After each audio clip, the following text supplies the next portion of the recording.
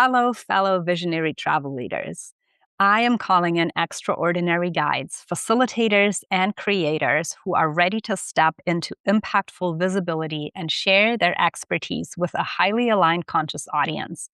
My name is Julia, and I am the director of the Sacred Travel Podcast and the Destination Awakening Symposium. This symposium is more than a gathering. It's a platform to showcase your transformational travel offerings, connect with other leaders in the field, and inspire travelers seeking experiences that awaken the mind, the body, and the spirit. If you're ready to elevate your work, expand your reach, and align your offerings with a community of intentional seekers, I invite you to collaborate and reach out to apply to be a featured speaker. Together, we'll create a journey that is both profoundly profitable and profoundly transformational. Send me a DM or email me at julia@soulwisdom.ch, and let's explore how your unique gifts can shine on this global stage. I look forward to hearing from you.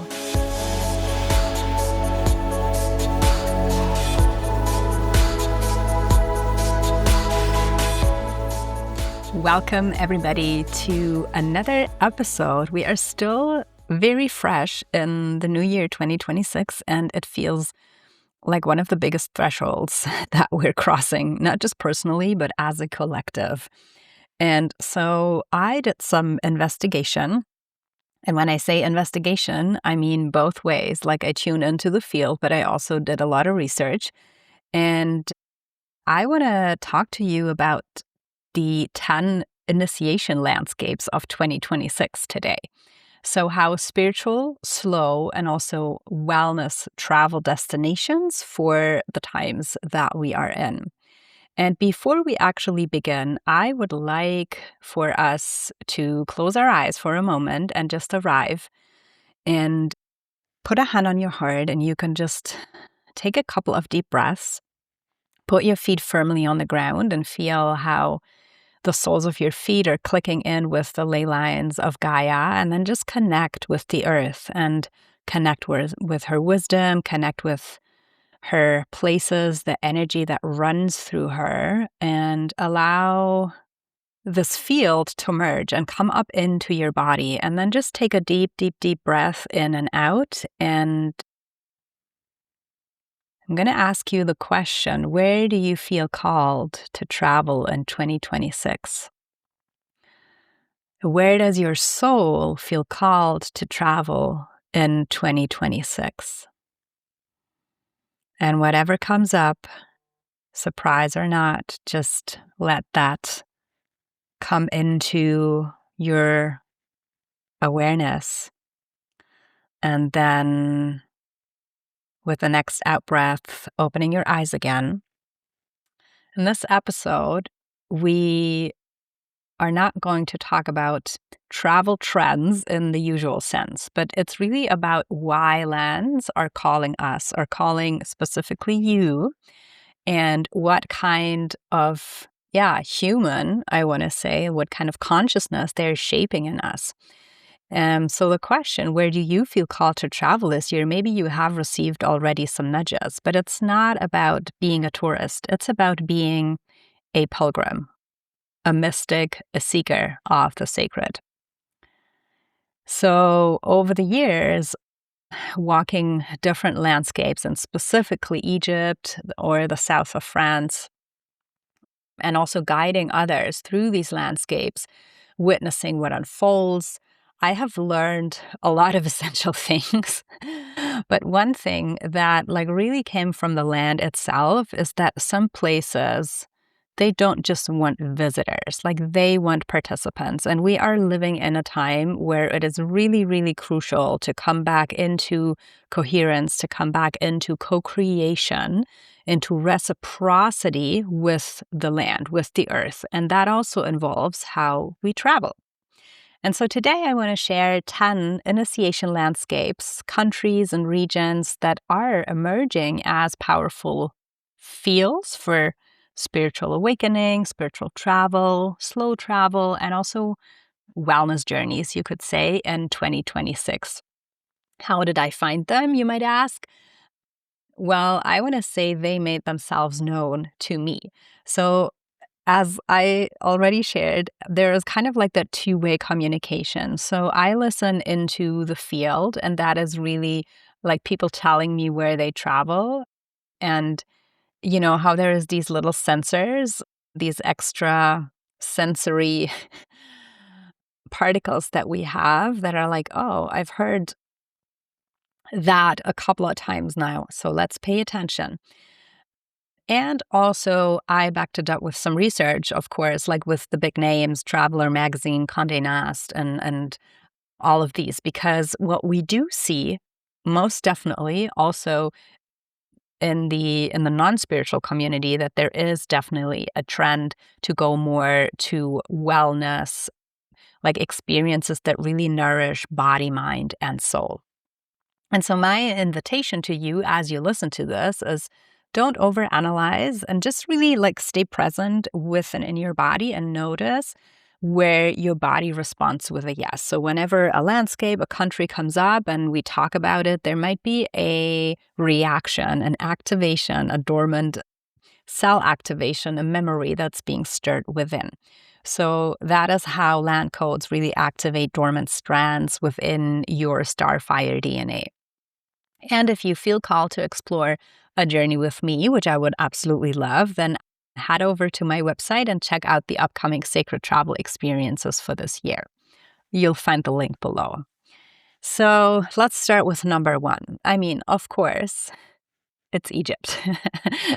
Egypt, the temple, and also the template of the human body. I mean, if you look around, just the majority and the number of journeys that are offered in different fields to Egypt, it's been insanely growing. And when I was there in December, they told me that the tourism almost like doubled. So it's really crazy. And why is that? Because Egypt is not just a destination. It's really a technology remembrance in a way. So Egypt, as one of the main Atlantean colonies, was really laid out to be a template of remembrance. So every temple that you walk is designed to work with breath, with sound, with posture, and really bring out a higher consciousness. The temples are laid out as the journey of the human consciousness through the body, meaning your chakras, your energy system. There is an episode that I have about this. So if you click above here, then it'll guide you directly to that if you want to listen. And also the Nile is really like your spine. So it's this primordial force of energy, like that Nilotic meridian that runs through not just Africa as the longest continent, but really along an axis around the world that has cradled and brought forward civilizations, like the dawn of civilizations over and over again. And it also, like the same energetic meridian connects with the Lemurian side on the other half of the planet with Hawaii, with the Pacific Ocean. So there's a lot of like the pulse of how do we, I don't want to say like come back, and it's not a coming back, but it's a remembering to be able to take what worked and put it into the here and now. So we don't face another downfall of Atlantis, but like go forward into a golden time. And so the desert, I mean, it's just insane how the desert slows the mind and you come into that primordial pace of the listening, the silence of nature and the loudness of nature, but within that being able to hear your own soul speak in the tapestry that is not necessarily allowing us when we are in the hustle and bustle of our regular day-to-day. And the Nile really also like as this restoration of the nervous system, a rhythm, a pulse, your central spinal column. So it's all a mirror. And the temples, that are mirroring your chakra system. So I want to say like in 2026 now more than ever, Egypt is really calling those who are ready for embodied conscious work. It's not just a spiritual concept, but it's really a lived coherence. And the most profound experiences that I personally had happened in Egypt as a very embodied way of like my cells remembering truth, my cells remembering past lives, my cells remembering potential and what is possible. So this is why the journeys also that I guide to Egypt are really, really intentionally and with that ceremonial, like devotional pace. It's not about rushing through and like checking, been to the Sphinx, been to the temples, been to the pyramids, but it's a consciousness field that we enter that we allow to work us. So Egypt really reveals itself when I think you stop trying to understand it, but you just allow your body to remember, because there's things that don't come nowhere near of the mind, like grasping how this is or was or will be ever possible. So if Egypt feels familiar rather than fascinating, so it's, as it was for me as well, from early on, like from being a little child, that is very often the sign of a deeper call. So I am planning one, if not two, trips to Egypt in November, December. So head over to my site and have a look, or just put your name down on the interest list. And then, I'm happy to be in touch very soon when the details air. So that's Egypt. Number 2, have a guess.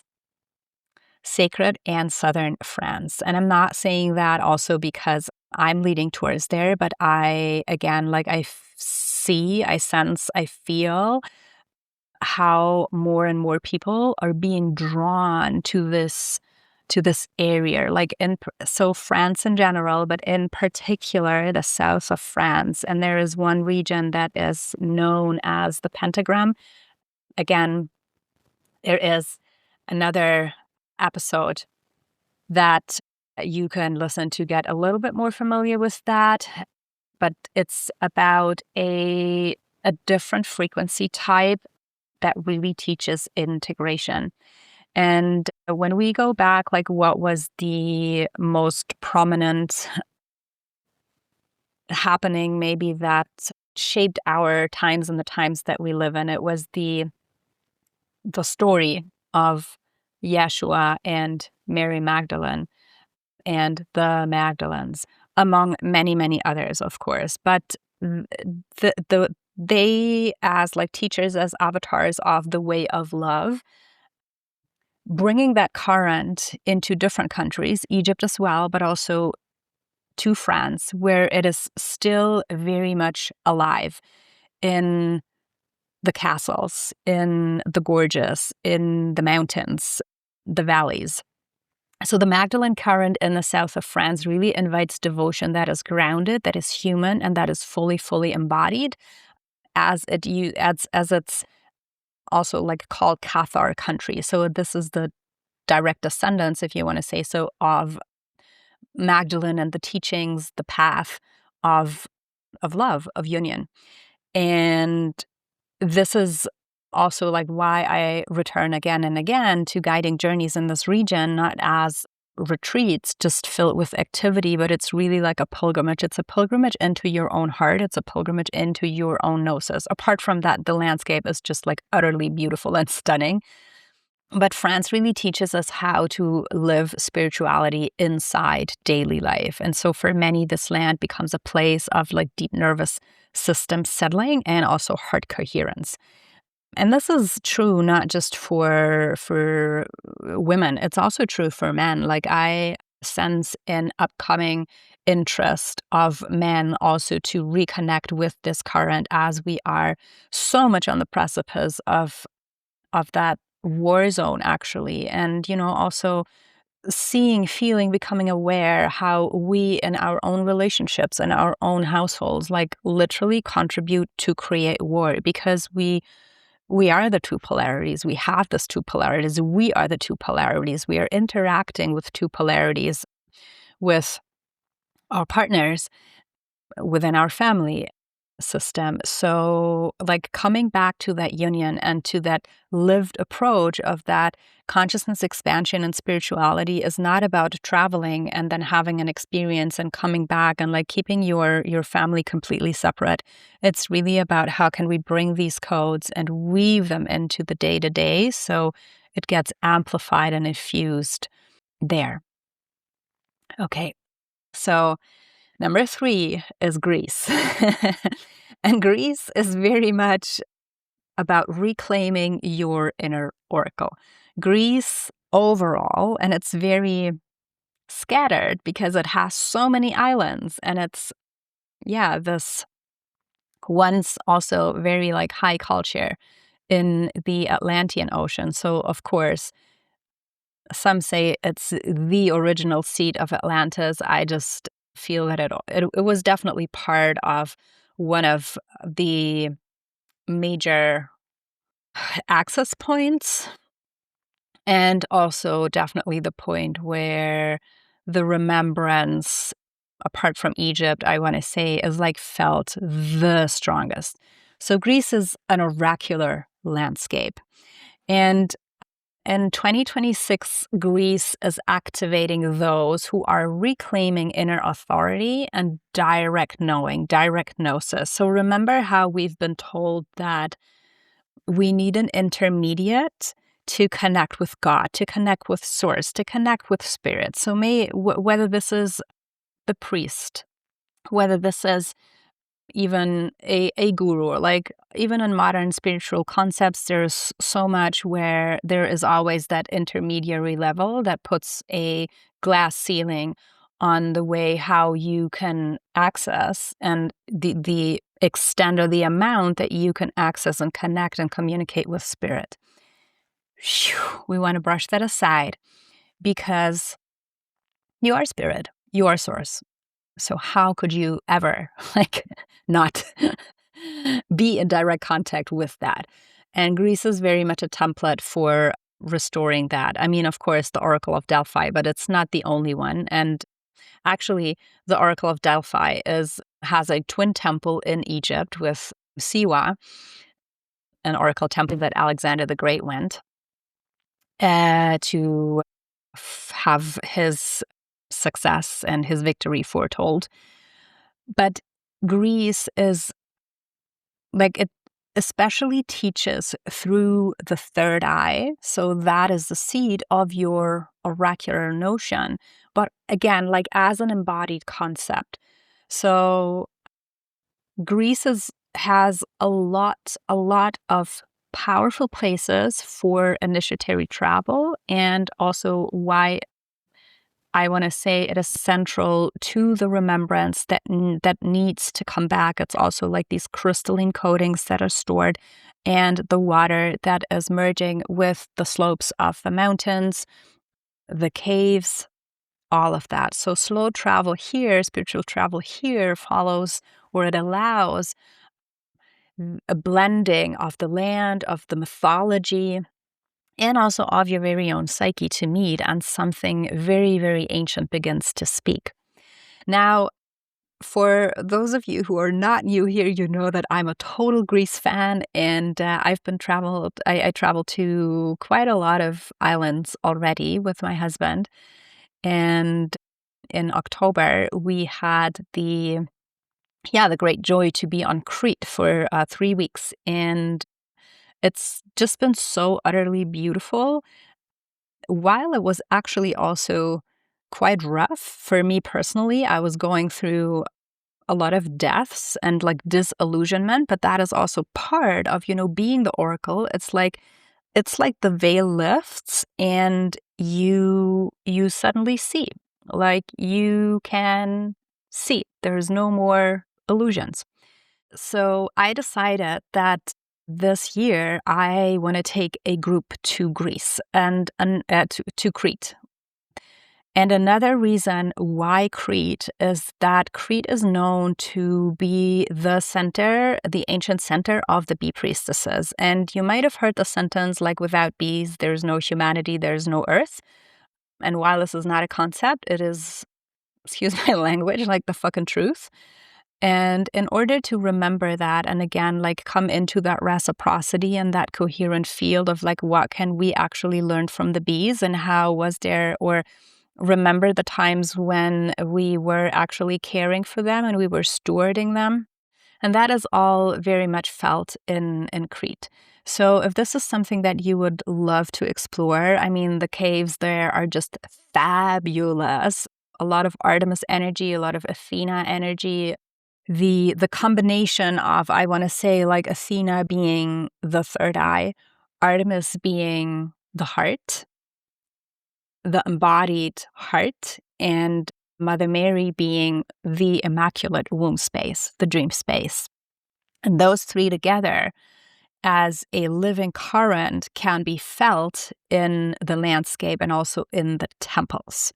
I just want to make a little note here, and you might have heard me say this on the other podcasts, but like one thing that really struck me in Greece, it was actually on Rhodes, was that a lot of Athena temples are built on former Artemis temples that are also still or were connected in some form to a Mother Mary place or sanctuary. So just take a note. Okay, but let's leave Greece. Number 4. And that might surprise you or it might not. It's Japan. And Japan is a country that I want to say I had very, very little exposure to. I have so many friends who, end of last year, traveled to Japan. And that really caught my attention. And I tuned in a little bit. And what I found was Japan is really all about, and that is my personal lensing, right? All about sacred simplicity and nervous system healing. So it really offers a medicine to the modern world that we right now desperately need, that is really just coming back to simplicity. And why this is so important in 2026, I felt, and again, this is a personal layer, but I also deeply, deeply sense it's a collective layer. So many of us, because the overwhelm that we live in these times, it's just overwhelming. We want to come back to simplicity. And it's not a simplicity in the sense of like basic, but it allows room to grow. It allows room for spaciousness. And it's about structures. It's about sacred geometry. It's coming back to the very own template that you hold within yourself. It's also about precision and devotion. And very much I feel in this year, if we really want to ride the fire horse, we need to simplify because we can only ride one horse at a time, right? So in order for this horse that we're riding to like really, catapult us forward, we can't have 7 things like boil on the stove. So it's coming back to like, how can I refine this one thing that I focus on and give it all my devotion, give it all my precision, and like through ritual and care. So again, like bringing in spirit. That is what I feel 2026 is going to be about, and why Japan might very much hold layers and codes of amplifying, of supporting that energy. So walking pilgrimages, there's a lot of forest shrines and also intentional silence recalibration for the nervous system without any effort. And I feel Japan teaches that awakening, and it doesn't need intensity, it just needs presence. So I'd be curious to hear from you about that one. Okay, number 5. Have a guess. Peru. Peru, again, like a real big one. And forgive me if you have traveled to any of these countries and you've had a totally different experience or you feel that something is missing. I mean, This is just a snapshot, right? And kind of like an underlying current of what you can expect there. This is by no means a complete yeah, understanding of like what the country or the cultures hold. Not at all. So Peru is the sacral chakra of the earth, and precisely Lake Titicaca. It is also a place where the earth intelligence and like ancestral time and timelines again are very prevalent. The current that runs through the Andes is a spiral. It's like an own spiral time and timeline that connects different planes, that connects different dimensions, that connects even like different beings, I want to say, that are also working with Earth's ascension. So it's very much a collapsing centrifuge of the past, the present, and the future. And then if you drop in with the sacral chakra, this is the place where we create, right? So, I mean, we are at the height of such a chaos, and chaos creates potential to create.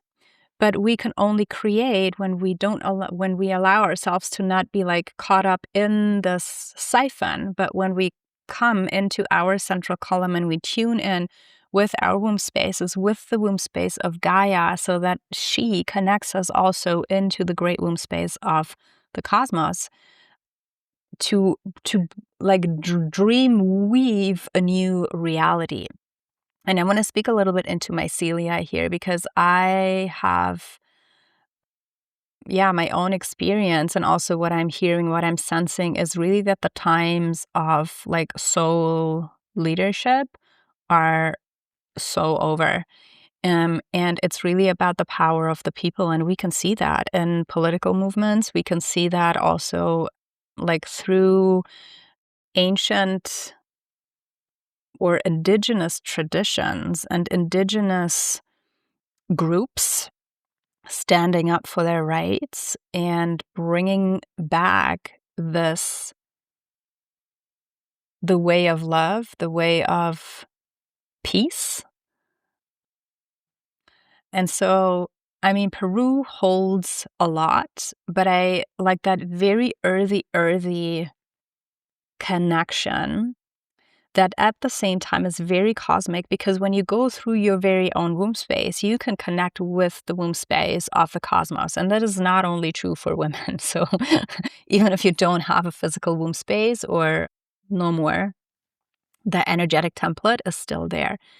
So, and I want to say like specifically for women, because we hold this portal. For the male consciousness, it's more really like that phallic, that linear. And for us, it's more the spiral energy. It's really more that mycelia, but it's the connection that needs to happen, the connection of people. Like, drop any ideas of you have to do it all alone. It is not true. It is not true. And everybody can benefit if it is possible. So Peru reminds us that humans are part of a much older conversation with the earth. Like also if you go to all the structures with Machu Picchu, Gate of the Gods, others. Okay, taking a breath in between as we transition to number 7, which is going to be a busy one. It's India. And it's so funny because actually yesterday I had a conversation with a new friend who I will also have a conversation on the podcast. And he's Indian. He's from India. He lives in India. He lives in Delhi. And it was funny because we were having this conversation about what he thinks or what he feels that India brings up. And I shared what I think that India brings up. And again, this is just like having exposure to the country without and with multiple touch points without having been in the country itself. So one person once told me that India is very much about manifestation. And while manifestation might be a very big word, like what that entails is that it's you have an idea, you want to birth it, and you find somebody, and let's say a day later, you have the result in your hands. So that is one energy that it can go. There is also, like, there's always these two ways, right? It can also go very destructive, but let's stay like on the positive side with this maybe structured spirituality, or like bringing formless into form in a very quick way. And I also think that in 2026 with the fire horse, like this is exactly what we want. Honestly, like if I can share just very high level, personally, the situation that I am in right now is like I am standing in ruins of bricks of the tower that collapsed, like literally. And I'm standing in those ruins and I'm like, what the F? Like, how in the hell can all of these bricks ever make sense again?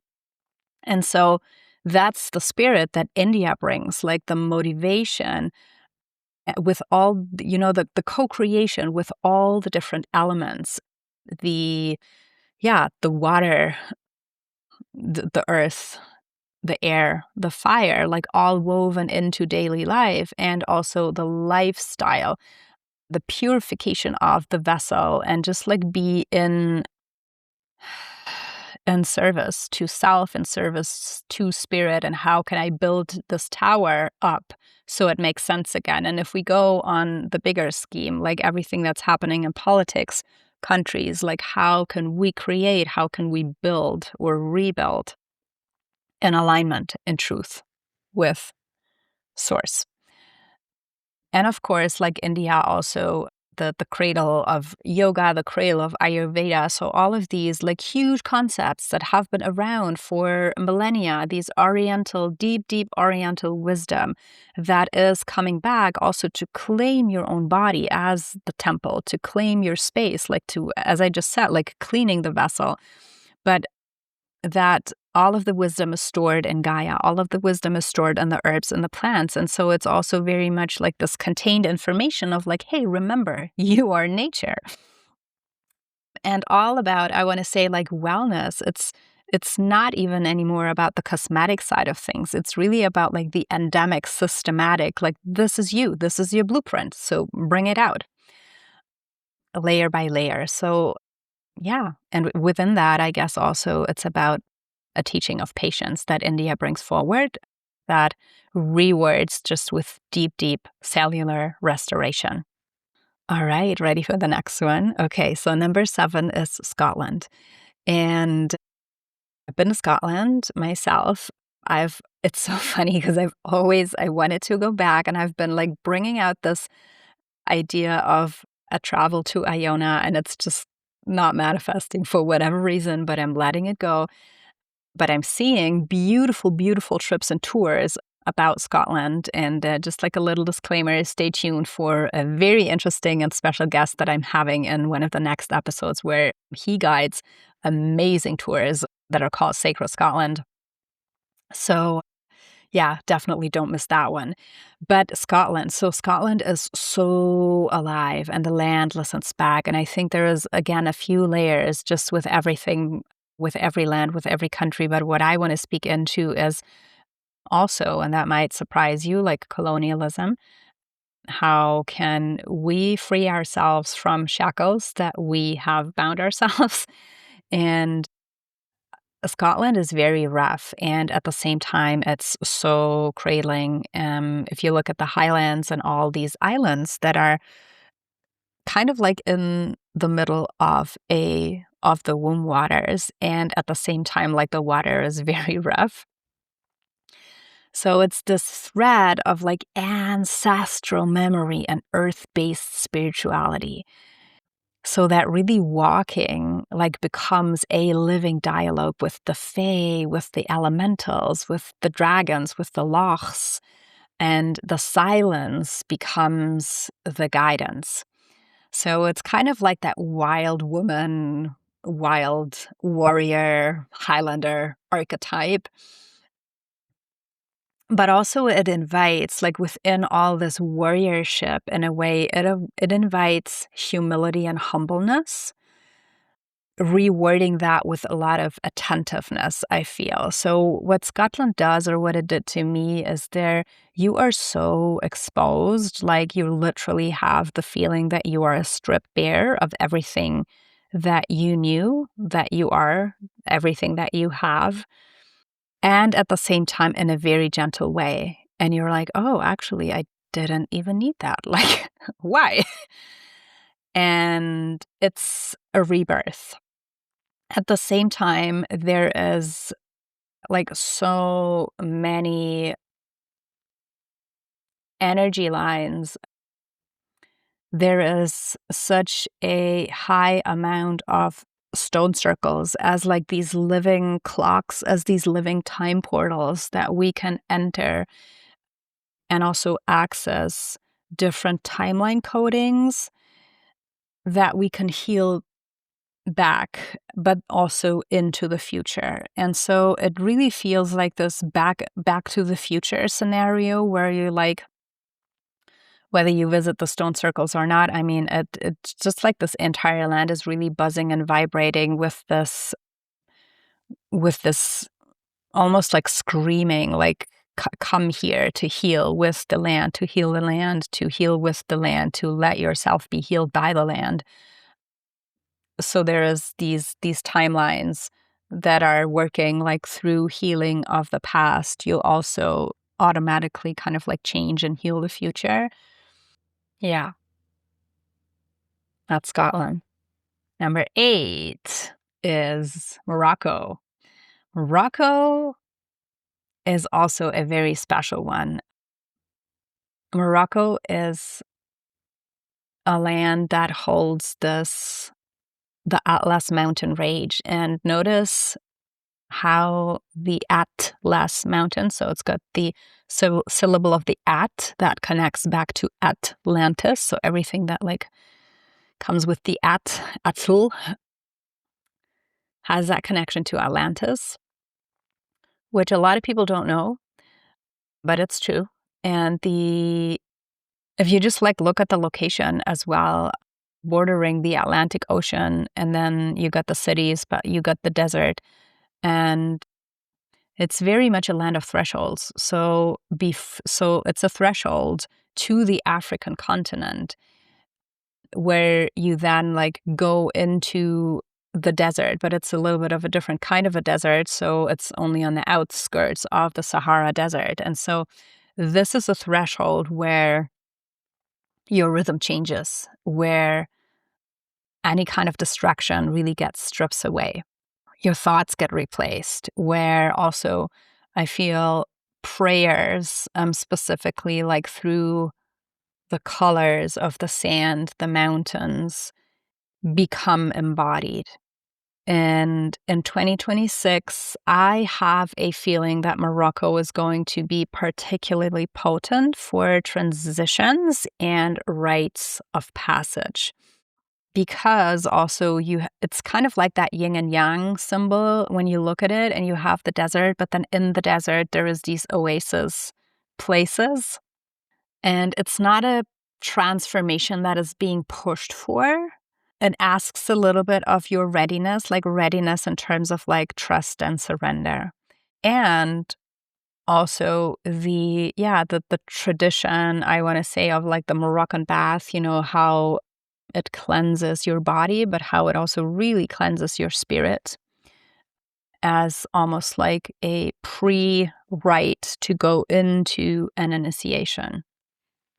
So if Morocco's been calling you, you're definitely in the collective stream of consciousness. Then number 9 is Turkey. Turkey is one where, again, like speaking of timelines, it's very much where timelines converge. And you might have followed the conversation of the discovery of the temple of Göbekli Tepe that is literally on the edge of being a sensation for the dating. I think like I want to say like carbon dating. I don't know if this is correct, but the dating of how they date back human existence, temple culture, the building of structures. And with that, an entire timeline might crumble and an entire veil might lift that, yeah, finally there may be some admittance that there is a lot of structures on the earth, just like the Sphinx, just like the pyramids in Egypt and Mesoamerica, are a lot older than the common narrative gives them credit for. So Turkey is very much a convergence point. Also, if you look at the structure, just like where it's placed on the continental plates, but also it's that threshold, that sandwich position between Europe and the Orient. So it's always been that convergence point of pilgrims, of like pilgrimage routes. It's always been a place of pilgrimage, but also trade. And a lot of mysticism. Like, just imagine how all the cultures, how all religion has at one time, like, populated Turkey. And there is a very beautiful building. It's the Hagia Sophia in Istanbul that used to be a mosque. It used to be a Christian church. And I'm not sure, but I think there is some connection like with Judaism as well. So using structures for different, I want to say like purposes, but the earth that comes or that runs through, the energy that runs through the earth, like with the structure built on top, connects into source. So it doesn't even matter. But it's just like that mysticism, and whether this is early Christianity or Sufi lineages or the Islam, even the goddess tradition, there is a temple of Medusa directly in Istanbul underground. So it's all there, kind of like in plain sight. And similar to Morocco, but in a different way, it's that convergence point, it's that threshold that supports working with integration, but also with transition. So it's about bridging worlds, it's about bridging traditions, it's about bridging identities. And like for me, one thing as a person born in Germany,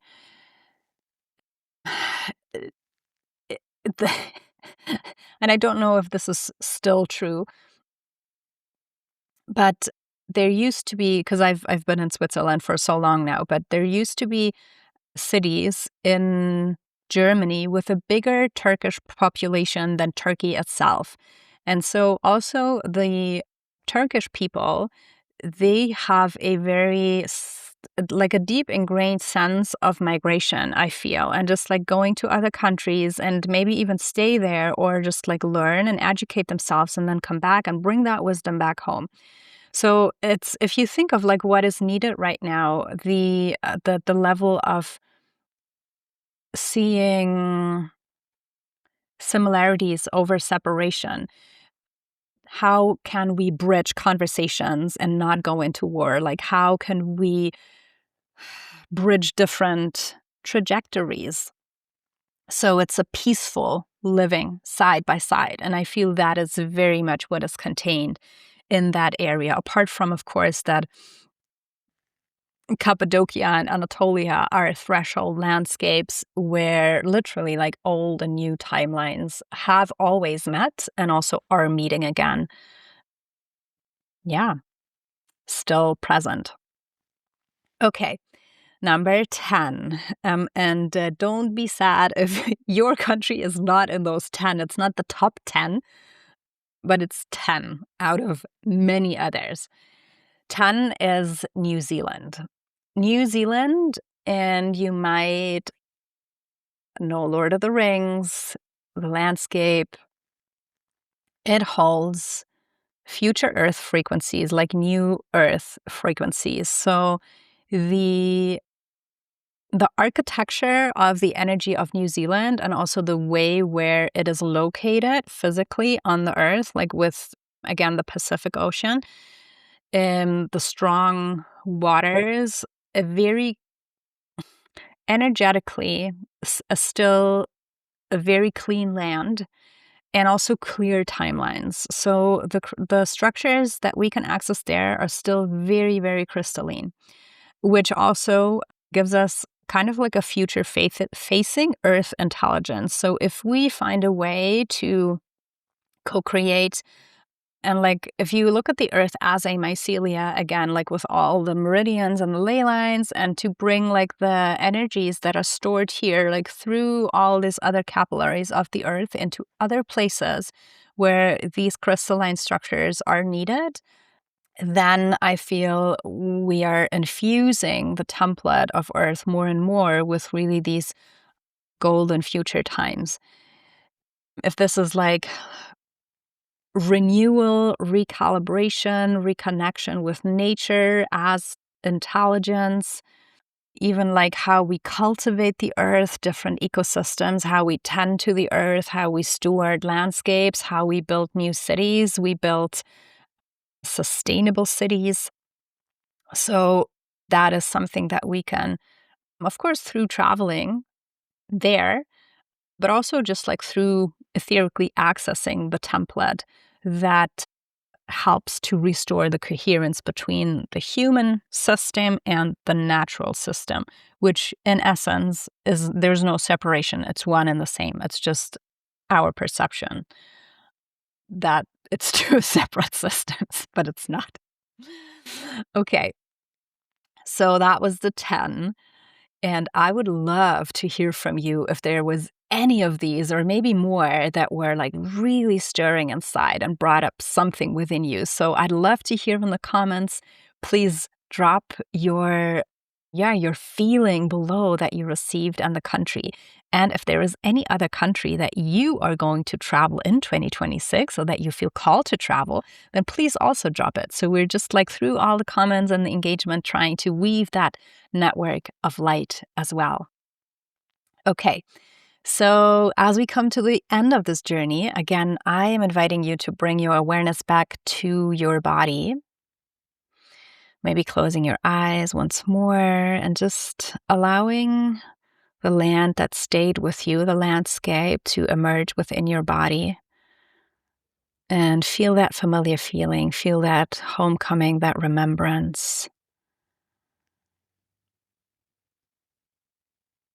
And just hold that in your body and your breath once more. And maybe you put out the intention to visit, or maybe you already know that you're going to be visiting, or put the intention to connect with this land, this landscape, that site.